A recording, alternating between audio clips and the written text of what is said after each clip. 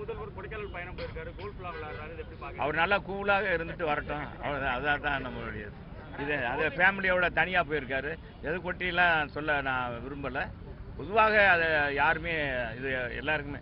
இதே நேரத்தில் எங்கள் அம்மா வந்து கொடநாடுக்கு போகும்போது அன்னைக்கு இருந்த திராவிட முன்னேற்ற கழகத்தில் இங்கே கும்பு எரியுது, குடல் கருகுது, ஊட்டி ஒரு கேடா அப்படின்னு தான் கலைஞர் அவர்கள் அதெல்லாம் அறிக்கை கொடுத்தார். அது மாதிரிலாம் நாங்கள் மோசமாக எல்லாம் சொல்ல மாட்டோம்.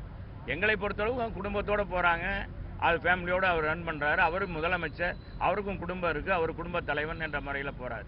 இதையெல்லாம் நாங்கள் வந்து இதை அரசியல் பண்ண விரும்பலை.